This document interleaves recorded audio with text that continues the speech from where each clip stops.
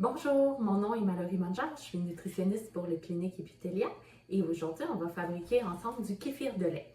Donc ça peut être à base de lait de coco comme on va faire aujourd'hui ou ça peut être sinon à base de lait de vache ou d'un autre lait végétal.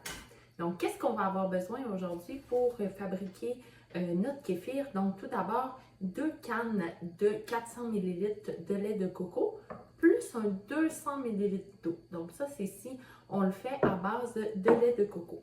Sinon, on va avoir besoin d'1 litre de lait de vache. On va avoir besoin également d'un tiers de tasse de sucre de canne. On va avoir besoin, bien évidemment, notre dernier ingrédient, ce sont nos fameux grains de kéfir de lait. Donc, moi, je les ai achetés déshydratés. Ils se conservent vraiment longtemps. Sauf que pour les réactiver, ça nous prend une petite étape supplémentaire. Donc, j'ai dû les faire tremper dans du lait, une demi-tasse de lait. À chaque jour, pendant une semaine, je devais changer le lait et c'est devenu de plus en plus, le lait fermentait de plus en plus à chaque jour. Donc, nos grains s'activent à ce moment-là. Donc, c'est vraiment la façon de les activer. Donc là, ils sont bien en forme. Ils ont été nourris pendant une semaine avec une demi-tasse à une tasse de lait de vache.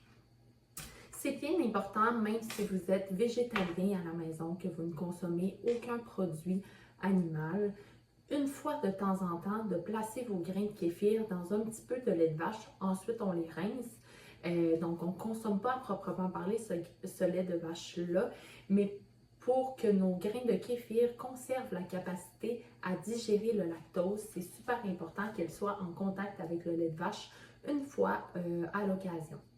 Donc, on va fabriquer sans plus tarder notre kéfir. Donc, on a une jarre, j'ai pris une grosse jarre ici de 3 litres.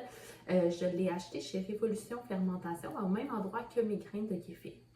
Donc, on place nos grains de kéfir. Habituellement, dans la recette, ça prend une tasse. Moi, mes grains de kéfir sont tout jeunes, donc j'en ai seulement quelques-uns. Mais au fil du temps, plus je vais fabriquer du kéfir et plus mes grains de kéfir vont se reproduire. Donc, c'est bon à vie tant qu'on fait du kéfir avec. Donc, on place ensuite notre lait de coco, donc nos 2 cannes de lait de coco. Ça va être délicieux cette recette. Ensuite, notre 200 ml d'eau. Et finalement, notre 1 tiers de tasse de sucre. C'est vraiment pas plus compliqué que ça. Ça va fermenter pendant 12 à 16 heures. Ça peut même aller jusqu'à 24 heures.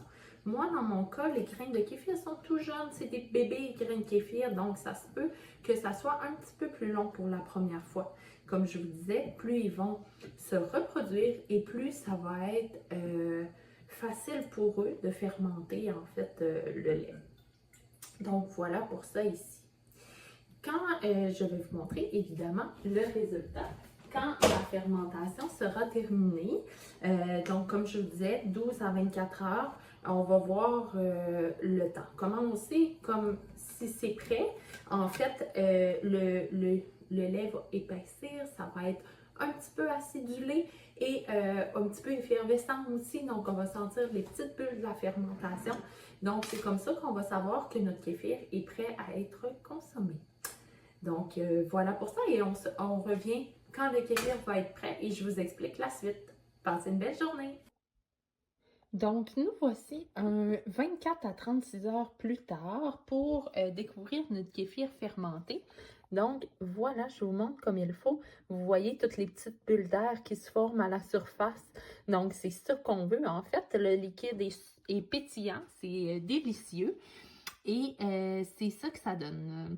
Donc, voilà, on a fermenté de 24 à 36 heures parce que en fait, c'était la première fermentation des grains. Plus vos grains vont être nombreux et en santé, et moins la fermentation sera longue, donc pour en venir jusqu'à 12 heures même de fermentation. Donc voilà, bonne dégustation et on se revoit pour une autre capsule.